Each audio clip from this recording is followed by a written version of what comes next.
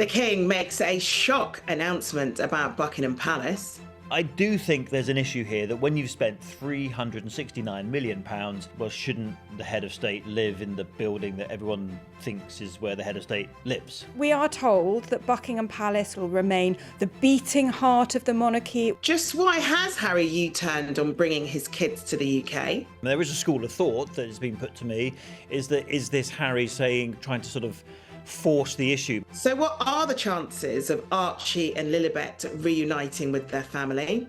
It's going to be what we all talk about. Aren't they going to see each other?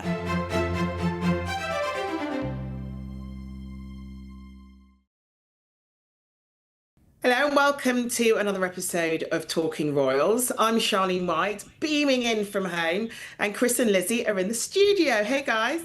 Hey, how are you? I'm absolutely sweltering. I've got a huge fan behind my screen, but it turns out I'm not the only one who's been hot this week. We're, of course, going through a bit of a heat wave.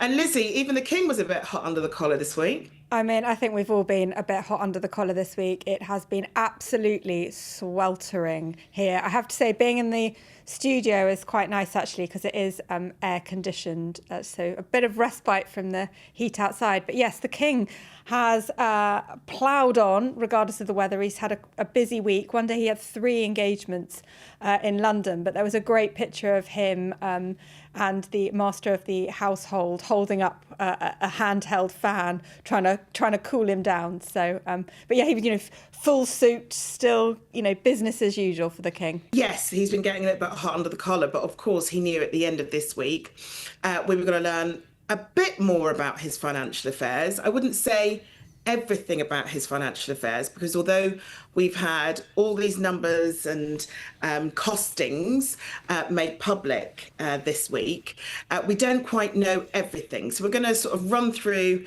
the big points, because it's quite a thick pad. You got it there, haven't you?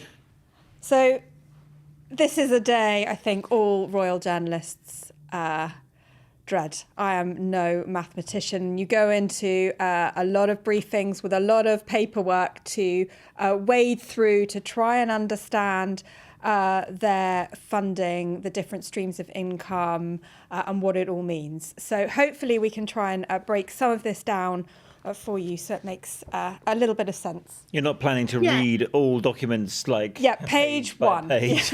Yes, yeah. Don't worry, if you're listening and watching us, don't worry, we're not going to plough through it page by page, because it's far too long for that. We're just going to try and dissect a few of the more juicier bits, for want of a better word. Now, one of the things that people have gone really big on, Chris, in the headlines the past couple of days, is that the King and Queen will not be returning to residing at Buckingham Palace, which, for those of us who are really hot on our royal knowledge, sort of knew anyway. Yeah, we kind of did, because we know that the King and Queen really love living at Clarence House, which was where they lived when they were the Prince of Wales and Duchess of Cornwall before the death of the late Queen. But we'd never really, to be fair, Charlene, expect them to move back into Buckingham Palace. However, we've come to the end of the 10-year rebuilding work of the palace, which, as we've discussed before, has cost £369 million. And to be fair, the building needed it. It was kind of falling down, and it hadn't been done since the Second World War. But the question is, when you're spending nearly £370 million, don't you expect your King and Queen to move back in? So we're not talking about the whole palace. To be fair, I'd say like 90% of that palace is offices and staterooms and function rooms and HR department and press offices and all the rest of it. But there is a little corner that overlooks Green Park, where the late Queen used to have her private apartments. Those private apartments are still available to King Charles and Queen Camilla should they want to use them. But we were told this week they are going to stay in Clarence House. They're not ever going to move back into Buck Pal. Yeah, but this is the first time that any reigning monarch hasn't lived at Buckingham Palace. And surely there's got to be an element of expectation that you are the head of state, you are the king, and that comes with a lot of bells and whistles, that comes with a lot of benefits, a ton of benefits. And surely, should they not do as expected and live in the one house where we expect to be able to see them wandering around in the garden and having a coffee on the balcony? Well, you have to go back to 1837 when Queen Victoria came to the throne, and that is when Buckingham Palace became the sort of personal residence of the sovereign. And right up until the late Queen Elizabeth II, she spent her last night at Buckingham Palace in March 2020 before she moved to Windsor Castle, where she isolated during the COVID-19 pandemic, and then lived predominantly at Windsor Castle from then on. So this is a change, but as Chris says, I think, it is something we probably expected. We've just had it confirmed. But we are told that Buckingham Palace will remain monarchy HQ. It'll remain the beating heart of the monarchy. It will be used for all the ceremonial and operational work that you would expect. He'll just be round the corner with the Queen at Clarence House. It's just a short journey, and they will still, it will still be used very much in the same way. And actually, I was thinking about this when I was coming in this morning, and because he often drives from Clarence House to Buckingham Palace, he makes that short journey. It often is a chance for members of the public who are in that area to get to see him. And he often drives, with the windows slightly down, waves at the crowds. So potentially people might actually get to see him a little bit more. Yeah, I guess I compare it to things like Downing Street, I suppose, Chris. And it's a tiny little flat that the Prime Minister and his or her family have to live in over at Downing Street. And then they have an option of the summer residence where they can also hang out. But I imagine that it's not particularly the best environment for the Prime Minister, and especially if they've got quite a few kids, to live in. But they have to, because that is what is expected of them. And they can hang out at Chequers at a weekend if it's sunny. But there is a level of expectation, and that's what they do. And yes, it may seem weird to live in quite a large cavernous environment that is Buckingham Palace, but with the job, should there not be certain responsibilities, Chris? I suppose the point is, has anyone noticed any difference since, as Lizzie said, March 2020, when Queen Elizabeth moved out of there for the last time, never really went back because, of course, she died at Balmoral. Has anyone noticed any difference that the late Queen and the now King hasn't been living there? It's still the Buckingham Palace. The sovereign's flag is still flying above the palace. But I think there's something, as you alluded to, Charlene, about the mystique. If you're going to pay tickets to go around Buckingham Palace, are you doing it because you might just bump into the king? I mean, in reality, no one ever does that. But it does mean, and we'll probably get onto this now, is if the king's not living there and the security's not there, and you don't have to worry about that sort of privacy aspect, you could potentially open up the Buckingham Palace more often to members of the public. And that's a body of work that they're going through at the moment. So rather than just doing it during the summer months when they're not there, perhaps the rest of the year now it could be open to the public. Okay, so we'll have a lot more access to Buckingham Palace, but does that mean we'll be able to go into areas that perhaps we weren't able to go into before, since they will no longer, or they've confirmed that they won't be living there full time? So we know that they will still retain private rooms at Buckingham Palace where they could, perhaps retire during the day if they had a series of engagements at Buckingham Palace. And I think it will still be very much used. The balcony will be used. It will still be used for state visits. And potentially if you had, a head of state visiting, they could stay at Buckingham Palace if they wanted to. So there will be that possibility there. And as Chris says, it does allow the palace to be open up a lot more for public access. And we have seen that's sort of been one of the King's visions, to open up the palaces and the residences a lot more to the public. And if they're not living there, then the security around them, it allows, much more public access because there's not so much security around royals living in that palace. I think the thing is, Charlene, Buckingham Palace is huge, but if you buy tickets to go around in the summer, you get to go through the staterooms and you get to see the ballroom, depending on whatever building work's going on. They've recently opened up the East Wing of Buckingham Palace. When I say East Wing, it's what everyone thinks is the Buckingham Palace. It's the bit where the balcony is the bit that everyone sees and takes photos of. That's the East Wing. It's all been it's all been, refurbed because it needed it. But if the king's not living there, you're not going to suddenly start wandering through his bedroom and his private lounge. It just means that you can wander around the palace without having, the king in residence, and that's why it might be opened up a little bit more. But I do think there's an issue here that when you've spent £369 million, there's kind of an expectation of, well, shouldn't the head of state live in the building that everyone thinks is where the head of state lives? How much scrutiny is there over that figure of 369 million when it comes to those renovations of Buckingham Palace? I mean, do we get a blow by blow account of exactly what they spent on taps or showers or carpet, or if they went down to B&Q and bought the paint? I mean, how much scrutiny is there of exactly what that money was spent on? Because it's a huge amount of cash. Yeah, we've got loads of documents here. I haven't seen a receipt from Wix for bathroom taps. But no, all they've told us is 369 million, and the National Audit Office, which is the this agency that checks for value for money, looked at it recently and said it was roughly on time, roughly on budget and thereabouts. I'm sure they've probably taken a couple of pots of money from here and there to fund things, but we think that the 10-year bill to rebuild Buckingham Palace is pretty much now done. And now, we'll talk about this later, I'm sure, as well. Now they're going to get an increase in the sovereign grant because basically they say that they're doing more work and need more money. But we'll talk about that later. You know what? I actually want to talk about the money that was spent on travel. But before we get to that, Lizzie, can you break down with us? Chris just mentioned sovereign grant.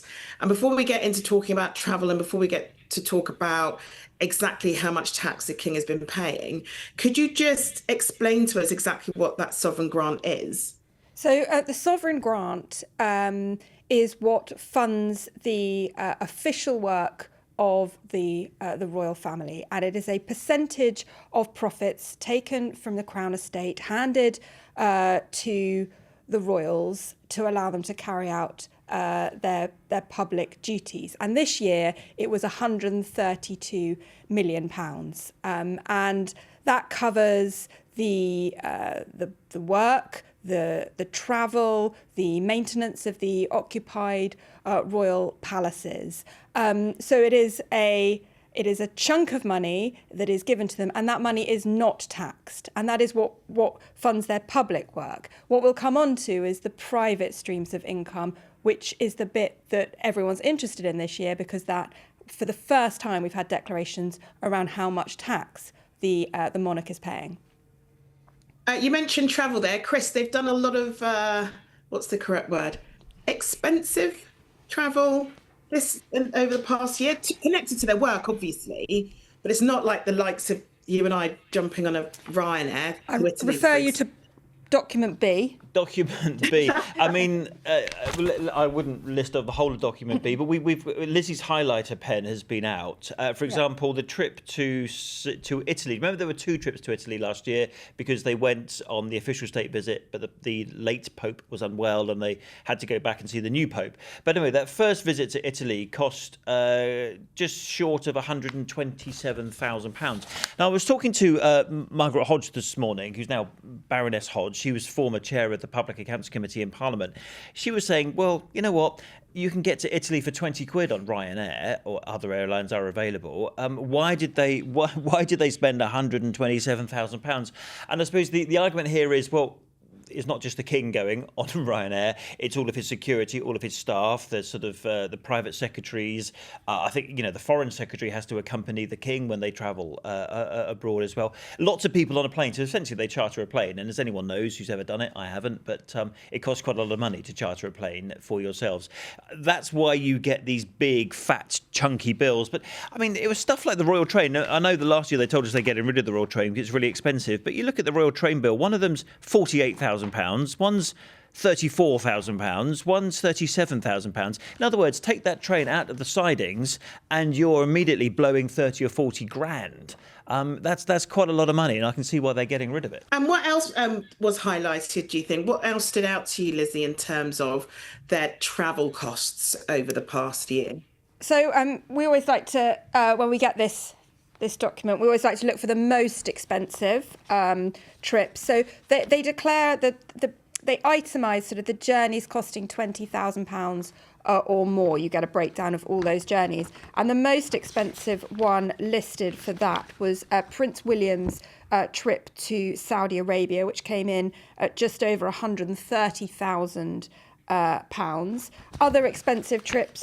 That trip, as I remember rightly, was that just 2 days, 3 days long? It wasn't the longest trip in the world, was it? You arrived on Tuesday, went on Thursday, something like that, wasn't it? It was 9th to the 11th of February, according to so not exactly. It said 9, 10, 11, 3 days or 2.5 days, 130,000. There was then a trip for the Princess Royal. She went to the Scotland versus England game. That was a chartered flight, £20,000 from Kemble to Edinburgh back to Brize Norton. Sorry, how much? The Six Nations Scotland versus England game came in at £20,000. Where was that game? It would have been at Murrayfield. So I mean, again, this is what happens when you jump in a helicopter. Helicopters aren't cheap; they cost a lot of money. And if you're going to fly from where she lives in Gloucestershire up to Edinburgh and then back to London, you've just blown 20 grand.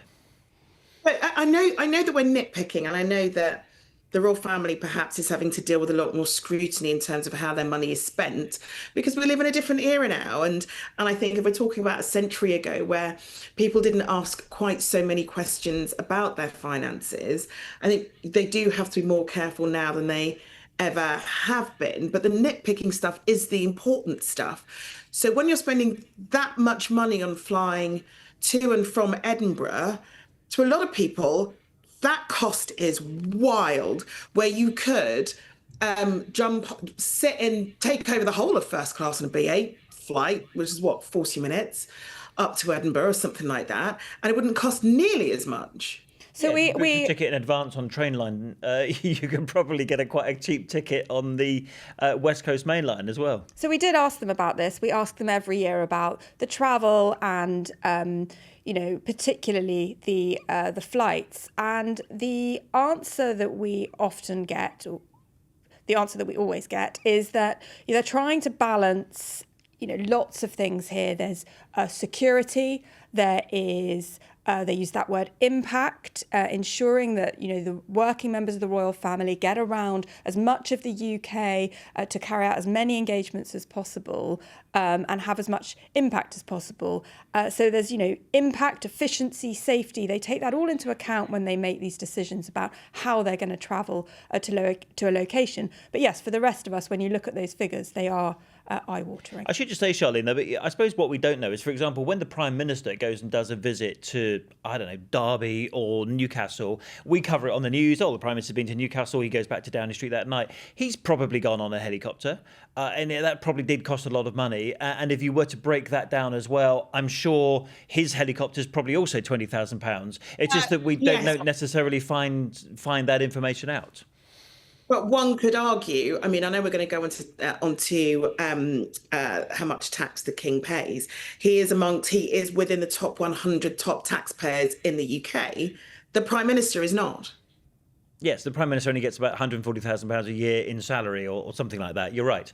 But this is what it costs if you want to get either your elected representatives in terms of the Prime Minister or your head of state, we're in a constitutional monarchy here, that's what it costs if you're going to get them and the machinery around them on an official visit with all the security and everything else. And I'm not justifying that cost. I think it's a lot of money, but I think other heads of state in other countries, as well as our own heads of government, like the Prime Minister, will probably spend a similar amount of money on that kind of travel. Okay, let's talk about the tax. This is the first time that a reigning monarch has been transparent, as far as we know. And I say as far as we know because it's not as though everything has been revealed in the numbers that they've given us this week. But he is the first reigning monarch to do so. And would you say, before we get into the numbers, would you say that the need or the want for transparency has come as a result of more things being revealed regarding finances and Andrew Mountbatten Windsor, for example?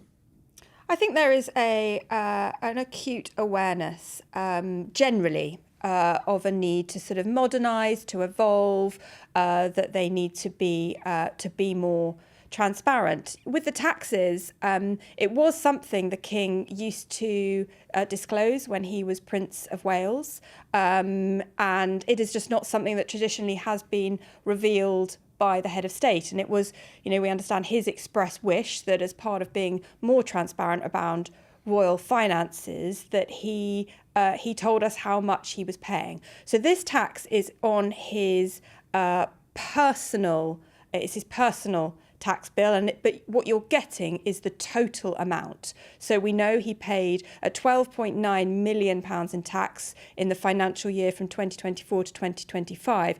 What we don't get is the breakdown of how that number is landed at. So tax will come from income tax, capital gains tax, from various assets that he has. We just don't know the breakdown of how they've got to 12.9 million. Chris, when we talk about income tax, where does that income come from? Just to break it down for everybody, it's not as though he has a Saturday job in Sainsbury's and gets paid at the end of every month. We're talking about income. Although I would love to see the King on the checkout at Sainsbury's when you've got that problem, when you put the item in the weighing scales and it doesn't, this item is unrecognised. And he comes along and says, excuse me, can I help you here? Anyway, sorry, carry on. The heat, of course, has got to you two. No, so what are the top three things that he's earning money from? Where is his income coming from? Just so people understand what exactly he is paying tax on. Just so we're aware, though, we don't know if there are things that, not that I'm saying he's purposely not paying full tax, it's not what I'm saying at all, but because there isn't a full transparency, we don't actually know what those other numbers are. But yeah. Chris, where is he? Of course, the other thing the King might do in your Sainsbury's checker, by the way, is take out all the non-organic items and replace them with organic items. But anyway, I digress. Look, we don't know how they reached the figure of 12.9 million. We just know that's the total amount he pays, which they say is in the top 100 taxpayers in the country. No great surprise there. I don't think that's going to surprise anybody. But we don't know what has he offset against which item. What did he pay capital gains tax on? What did he pay income tax on? The Duchy of Lancaster and the Duchy of Cornwall, these two duchies we talk about, one is the private income stream for the King, one is the private income stream for the Prince of Wales. And they've now both revealed their tax. I have to say, though, William, and this is just fact, William was regressive in this process because his dad, as Prince of Wales, used to say how much tax he paid. For the last 2 or 3 years, William hasn't done that. And we've been to these briefings and said to Kensington Palace, why doesn't he reveal his tax? Because his dad used to when he had this job. And they just basically said, well, he doesn't want to. And now he's kind of been backed into a corner because of his dad's revealing for the first time as monarch how much tax he's paying. It didn't leave much of an argument for William to sort of say, well, sorry, I'm not going to. So let's remind ourselves that for the past 3 years, William has been quite backward in terms of transparency, whereas I think his father, the King, has kind of forced him to reveal William's tax as well. Well, in terms of moving forward and more transparency, is there anywhere in these documents that talks about inheritance tax? Short answer, no.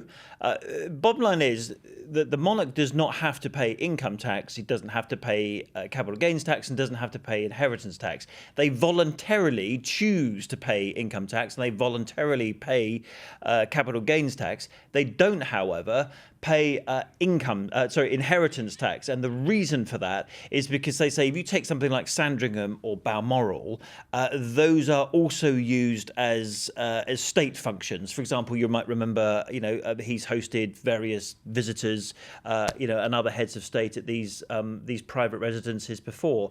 And that's the reason they give for when the sovereign hands down to the sovereign. Only that, if a sovereign, the King or Queen, hands down to anyone else, they do have to pay inheritance tax. But when it's sovereign to sovereign, father to son or mother to son, they don't have to pay it. Now, as you rightly point out, lots of people listening and watching this say, well, I had to pay it. And then I couldn't afford that thing, so I had to sell it on, or I had to, So that argument does still exist. Well, why not? There are families all up and down the country who are forced into these positions, whereas it's hardly as if the royal family is poor, Chris. Yeah, I mean, you're right. And I think this is the issue that people will have when it comes to transparency. Once you start sort of shining a light in certain corners, certain dark corners, then there is only one, as Lizzie was saying earlier, there's only really one direction of travel, which is why I highlighted the fact that William went backwards when he became Prince of Wales. But really, moving forwards, I think perhaps one of the next arguments might be, well, why don't they pay inheritance tax? And if not the full whack, how about a nominal fee, at least a contribution to the government coffers? Because that's what other people, as you say, who've lost parents or grandparents have had to do themselves. Talking about grandparents, in a couple of weeks, grandfather Charles will be able to see two grandchildren who he hasn't really had much to do with over the past few years, because Harry and Meghan are going to be flying into town.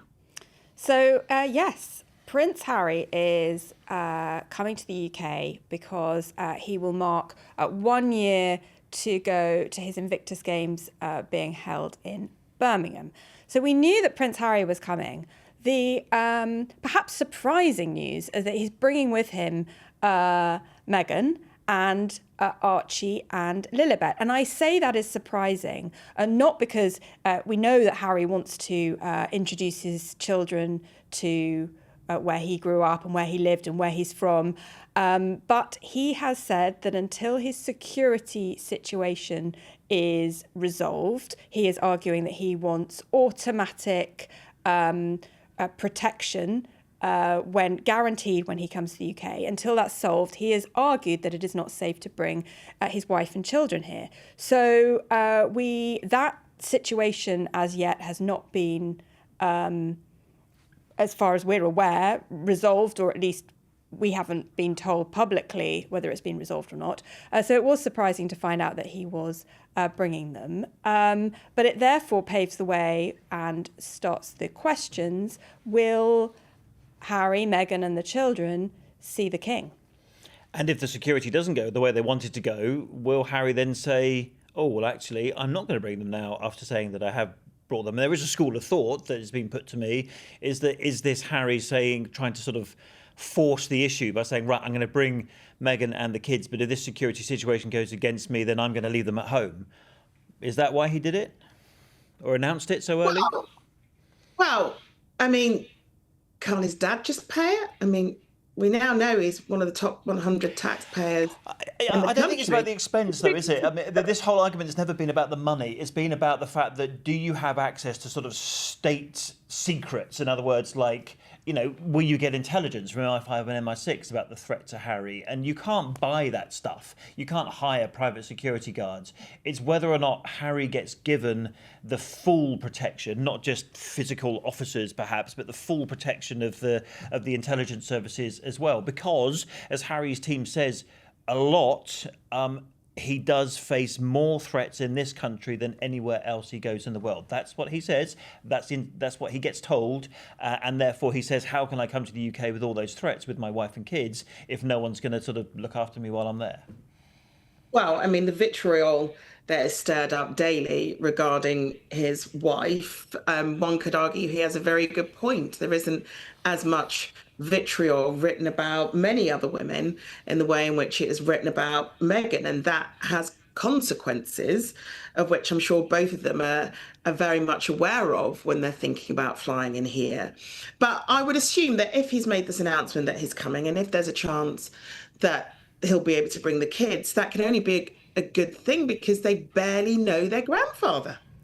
Well, they barely know any of the rest of their family. The children were last in the UK in the summer of 2022 when they were over for the Platinum Jubilee celebrations. Or, as you reminded us earlier, we used to call it the Plattijubes. Plattijubes. So, which is a phrase we haven't used for a few years now.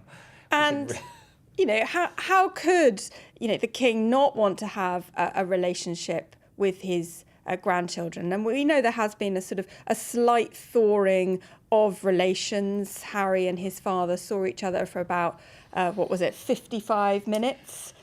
Yes, less than that, I think it was. But yeah, when Harry came over in September. Yeah. So, you know, it's going to be what we all talk about. Are they, aren't they going to see each other? But, I think there is a will on both sides. Harry has said publicly that he would love to have reconciliation with his family. And I'm sure for the king, he would love to have a relationship with those grandchildren. Also, life is too short for, bringing children into such situations. They've got a whole raft of cousins here. I'm sure they could have an incredible relationship with, especially Mike and Zara's kids. They're all sort of similar ages in terms of, primary school or what have you. They're not one of the bigger teenagers, but there's a whole level of family that they're missing out of, and a huge, incredible cousins community that they have nothing to do with. And that can only ever be fulfilling of anyone who comes from a big family. Missing out on that is a lot. Meghan comes from a very small family by comparison, and they're missing out on a lot not being here. So is there any, is it quite a long schedule they're due here for? Are they likely to be able to have a summer weekend with their cousins? Look, I think in terms of having, if you're talking about the cousins of Archie and Lilibet, which are George, Charlotte and Louis, that ain't going to happen. There's no way that Harry and William are going to see one another. But yeah, in terms of Harry's cousins, you've got Mike and Zara Tyndall, you've got Peter Phillips and his new wife Harriet, and you've got the princesses Beatrice and Eugenie. So there's definitely a possibility that those kind of connections may well happen whilst they are here. As for will Harry see William, I think we all know the answer to that. I think we were talking on the podcast a few weeks ago, weren't we, when we'd covered the wedding of Harriet and Peter and seeing the cousins together, how close they all are. But the children are too. When you see them at events, whether it's Christmas at Sandringham or the Platinum Jubilee, the children all do seem to sort of really get on very well. And I've always thought it's a shame, for Archie and Lilibet not to be a part of that. But I guess, the life that he leads, it's so far removed from the life that he led here. And I've got a really good example of that in our archive section this week. And I still can't believe this was filmed. When you look back in time at the amount of what should be private moments were opened up to press, it's just unfathomable. So the archive we're looking at this week is when William was taking his driving test. And I just can't believe that they did this in front of a bank of photographers and videographers the day before his driving test. They watch him driving his car.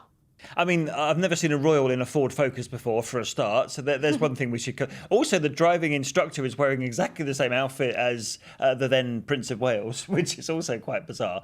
But yeah, the whole... Why on earth? It's this nerve-wracking time for anyone doing your driving lessons, taking a test. Why would you invite all the press in to come and see that particular moment? I said earlier, didn't I, about modernising and evolving. And I think as part of that, it's unlikely we will see future generations. Yeah. Harry looks a bit uncomfortable there. And actually, as the Prince of Wales, as Charles was, is asked to sort of stand between his two sons, he says, "You can see how fast I'm shrinking." So it was, is it a happy family at the time? You think this is 1999. It's only 2 years after Princess Diana died. So let's have a listen to it.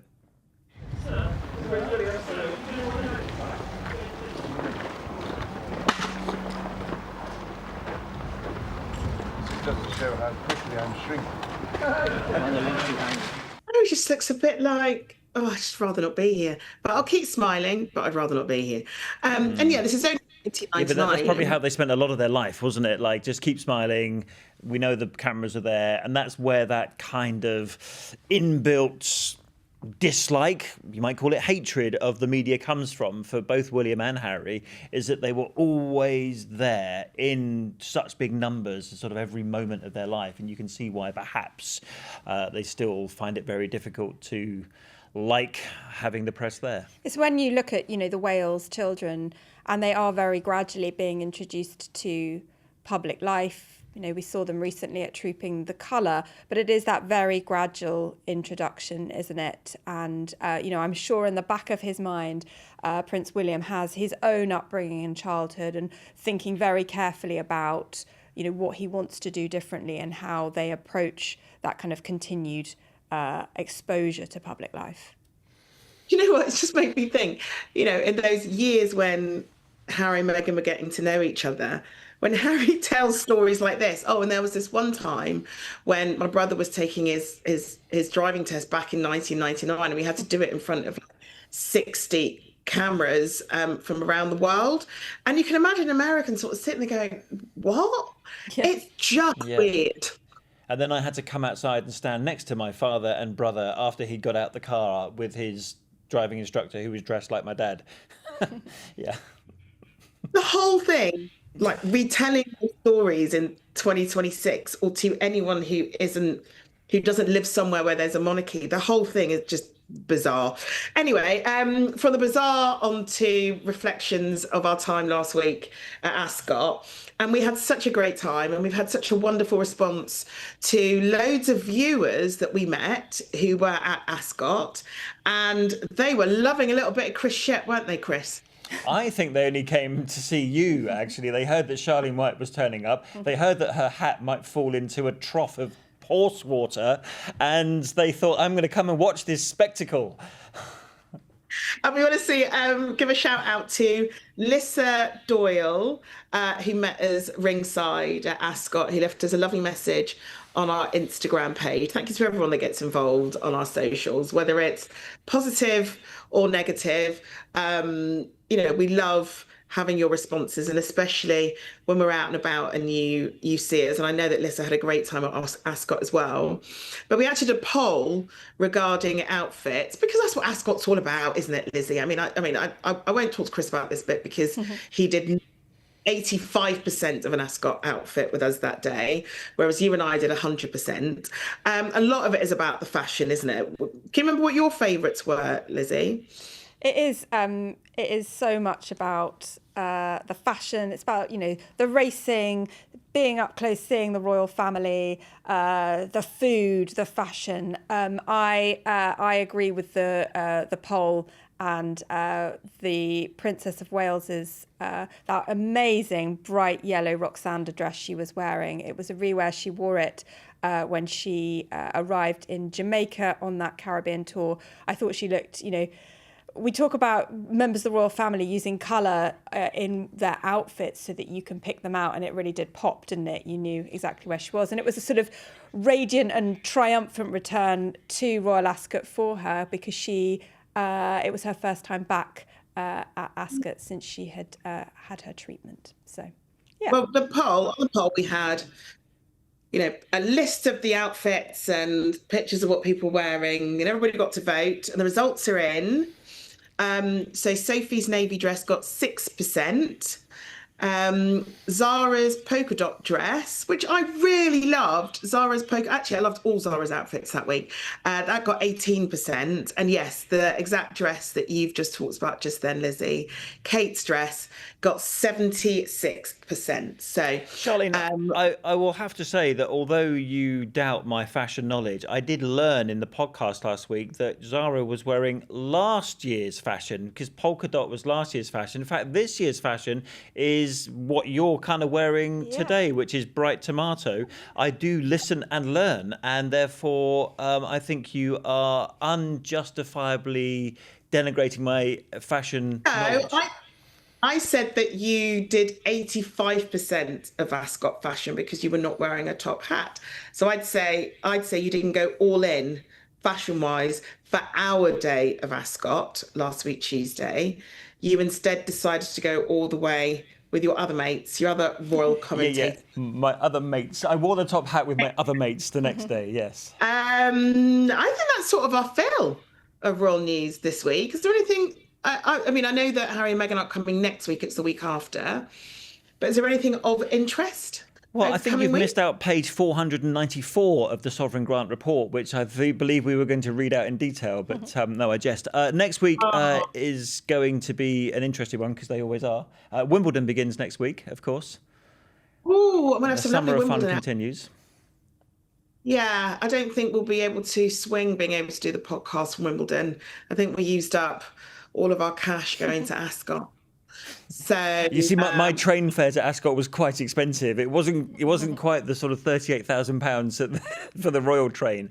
I think it was more like £14.60, and we can't afford to do that you again. that blew the budget, and that's why we can't go to Wimbledon, because we spent £14 on the train. Well, yeah, I'm sure we'll have lots of Wimbledon goss next week and lots of other bits and bobs, because the Royals are always busy at this time of year before they take their summer break. So thank you so much. The three of us will be back in the studio next week. Thank you so much for watching. Remember to like and subscribe to Talking Royals on our YouTube page, and drop us a comment, just like Lissa did when she saw us at Ascot. We do try and engage and talk about all your wonderful comments on this show too. But have a wonderful week. It's going to get a little bit cooler in the UK next week, thank goodness. But we shall see you in 7 days.